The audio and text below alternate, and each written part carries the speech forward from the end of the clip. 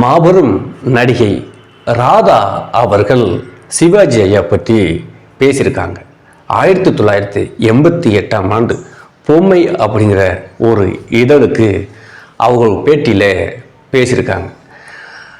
சிவாஜி ஐயா கூட நடிக்கணும்னு ரொம்ப நாள் ஆசை. ஏன்னா அவங்க கதாநாயகியாக சினிமாக்குள்ளே வருகிற போது சிவாஜி எல்லாம் பழம்பெரும் நடிகர், மிகப்பெரிய உச்சத்தில் இருக்கிற நடிகர்.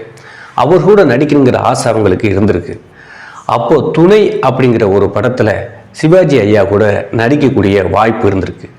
அப்போது முதல்ல ஒரு காட்சி எடுக்கிறப்போ 2 பேரும் சேர்ந்து நடிக்கணும். பக்கத்தில் போய் நடிக்கும்போது அவங்களுக்கு நடிப்பு வரலையாம். எவ்வளவோ கதாநாயகங்குள்ள நடிச்சிட்டாங்க, கூச்சம் இல்லாமல் வெக்கப்படாமல் நடிச்சிட்டாங்க. ஆனால் சிவாஜி ஐயா கூட வரும்போது அந்த கூச்சம், ஒரு பயம், ஒரு நடுக்கம் எல்லாமே வந்திருக்கு.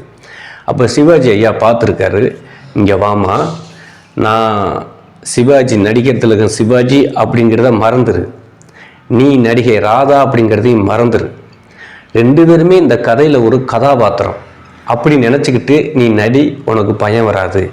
சிவாஜி ஐயா பெரிய நடிகர் திலகம், உச்சத்தில் இருக்க நடிகர், அவர் முன்னாடி நடிக்கிறோம் அப்படின்னு நீ நினச்சிட்டீங்கன்னா உனக்கு பயம் வந்துடும், நடிக்க முடியாது அப்படின்னு சொல்லியிருக்கார். அப்புறம் அந்த கேரக்டரை உள்வாங்கிட்டு, அது எப்படின்னா ரொம்ப அந்த கருவம், திமிரு, ஆணவம் எதுவுமே அவர்கிட்ட இருக்காராம். அவ்வளோ பெரிய நடிகராக இருந்தவர் ரொம்ப குழந்தை மாதிரி தான் பேசுவாராம், பழகுவாராம் எல்லாத்தையும். அப்படி சொன்ன உடனே அவரை பார்த்து பயந்தவங்க கூட சரி இவ்வளவு மென்மையானவராக இருக்கார் சொல்லி ஃப்ரெண்ட்லியாக பிஹேவ் பண்ண ஆரம்பிச்சிருவாங்கல்ல. ஸோ அப்படி அவர் நடிகை பக்கத்தில் நடிக்கிறவங்களை அந்தளவுக்கு அவர் ஊக்கப்படுத்தி கடைசியில் கூச்சம் பயம் இல்லாமல் சிவாஜி ஐயா கூட ராதா நடித்தாங்களாம். அதன் பிறகு 1985 வெளிவந்த படம் முதல் மரியாதை. அந்த திரைப்படத்தில் எல்லாருக்குமே தெரியும், மிகப்பெரிய காதல் காவியம் அது. பாரதிராஜா அவர்கள் இயக்கி பெரிய வெற்றி பெற்ற ஒரு திரைப்படம். அதில் சிவாஜி ஐயா ஜோடியாக ராதா அம்மா நடிச்சிருப்பாங்க. அதில் நடிக்கும்போது என்ன சொல்கிறாங்கன்னா, அந்த கிளைமேக்ஸ் காட்சி, சிவாஜி ஐயா இறந்துடுவார். அப்போது இவங்க வந்து பார்த்து அழுகணும். அந்த காட்சி எல்லாருக்குமே தெரியும். அப்போ டைரக்டர் எப்படி நடிக்கணும்னு சொல்லி கொடுத்துட்டாராம். டைரக்டர் சொல்லி கொடுத்தது போக, அதாவது பாரதிராஜா ஐயா சொல்லி கொடுத்தது போக சிவாஜி ஐயாவும் சொல்லி கொடுத்துருக்காரு, இப்படி நடி அப்படின்னு சொல்லி. சரி, இதையெல்லாம் உள்வாங்கிட்டு கிளிசரினே போடலை. அவங்க கிளிசரினே போடாமல் அந்த காட்சியில் அப்படியே அழுது நடிச்சிருப்பாங்க. இப்போவும் அந்த படத்தை பார்க்கும்போது எல்லாருக்குமே கண் கலங்கும்.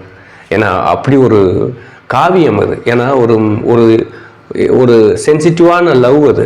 வயதில் மூத்தவர், ஏற்கனவே கல்யாணமானவர், ஒரு இளம் பொண்ணு, அது மேலே லவ் வந்துருச்சு. அந்த லவ் சமூகத்துக்கு பொருந்தாது, ஏற்றுக்க மாட்டாங்க, வெளியில் சொன்னால் அசிங்கம்.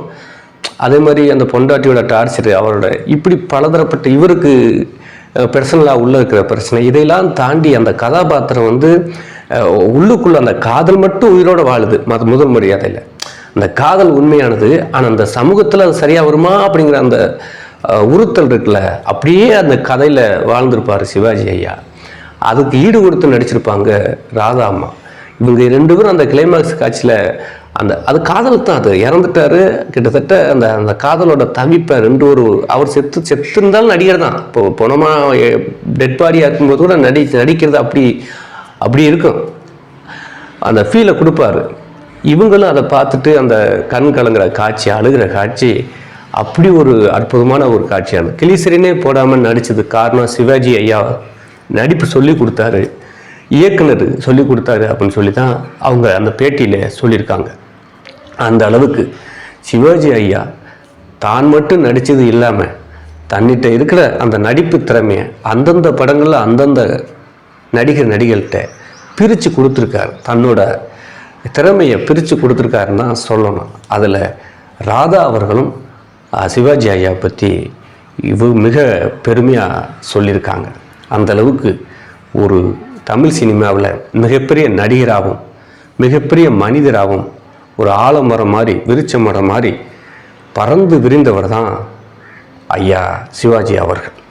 மீண்டும் ஒரு தகவலோடு சந்திப்போம். நன்றி.